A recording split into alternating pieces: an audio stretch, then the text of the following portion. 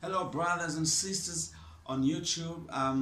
This is Eliphaz once again on another video. I just want to share with you a couple of tips that I was having about how to become a gospel guitarist. You see, and each and every genre that is there, it has its own ingredients. It's like, I mean, everybody knows that music is like language, and when you want to learn a certain language, they have accent, they have the choice of words, they have on how, like, you have to sound like a certain language.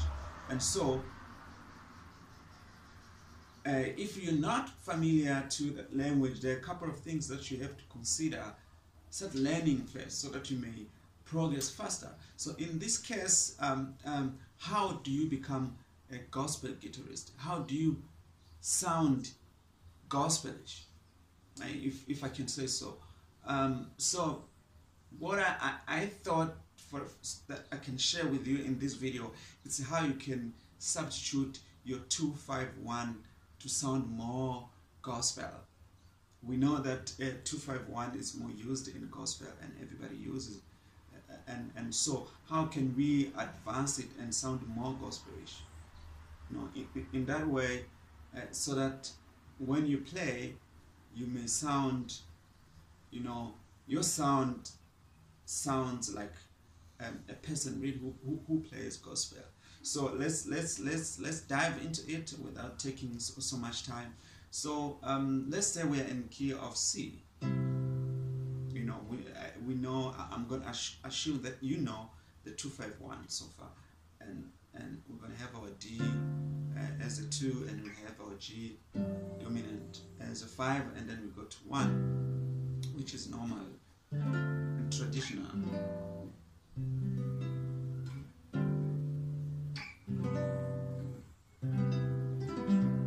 So how do we come out of this sound and make it more gospelish? How do we substitute our 251 to sound more gospelish? So there's few ways that you can do that just for a beginning. I mean there are millions of ways that you can do that. But the first, it's to find the approaching tone.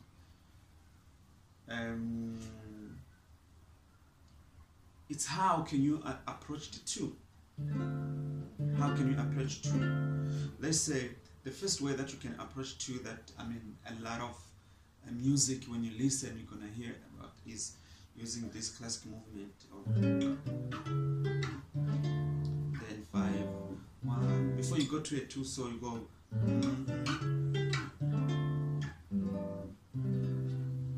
you know, and that is you have your 6 dominant, make your A minor dominant, and you have your B minor, which you play only two notes, which is it's your B on top, and you have your D in melody, only 2 notes, and you go the half, you go the full step up to a C sharp, and then you have your C on bass, and you have your E in the melody. So you have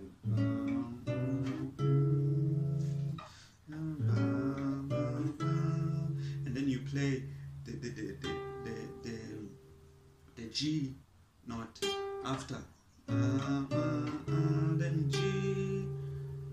So if you check the chord, it's minor flat 5. You can call it, or you can make it even a minor 7 flat 5, which is C sharp minor flat 5. So in that case, it's that, and then you go to a 2. So instead of just start from a 2, 2, 5, 1, so you have that movement.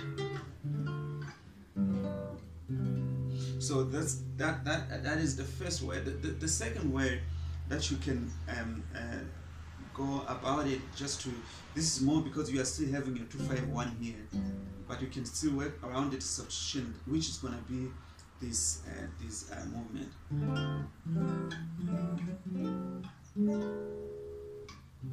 Oh,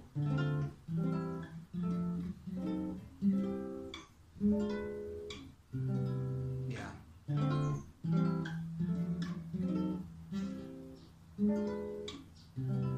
instead of playing 2, 5, sorry, 5, 1, so you have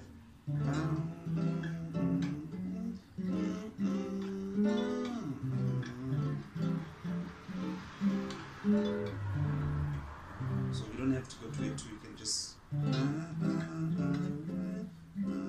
then 1 major 7. So let's check it. It's a D minor 7, and then you have your C over E, which means you have here your C back chord here. You just change the bass to put the E on top here, if you can see well, and then you move to a what is this? Is it's a D minor. It's a D over F. So you have your F on top, and you have your A, and then you have your D. It's 3 notes. If you can see here. So I'm holding my F here. I'm just biting these 2 notes from a D major, which is the 5th of D, and D itself. So, and I play a diminished, which is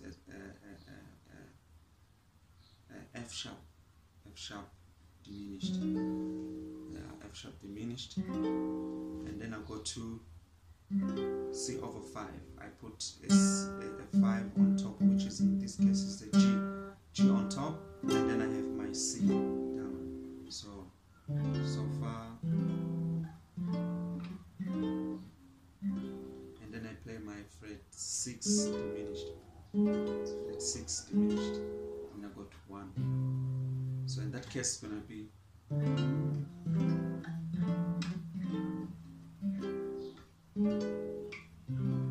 instead of just playing 1, 5, 1, so you can make it.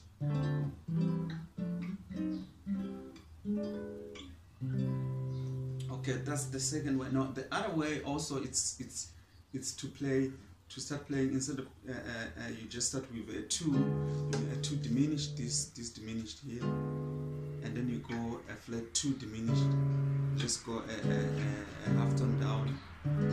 Your 2, you make it a diminished and a half tone down, and come back to a D minor 7, which we have D diminished, D flat diminished, and D minor 7. And then we can choose to go to 5, then 1. So in that case,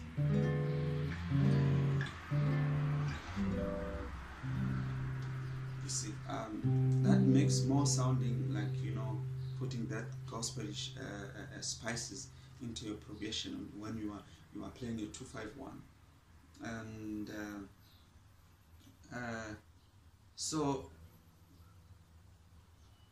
these techniques, as we are sharing, I'm not really focusing on a melody. So you can also, it depends sometimes with how the melody of the song goes, because all these things, they are governed by a song, and if you have these movements, knowing them, then you can sometimes listen to a melody and try to add a melody into it, and according to how a song is going. The second tip that I wanted to give how you can sound gospelish is to the chords themselves. Most of the time, like gospel, you can add the sus2 and sus4. Let's say you have your A. You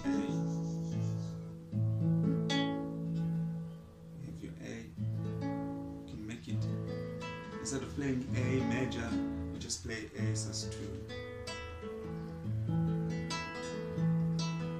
sus4.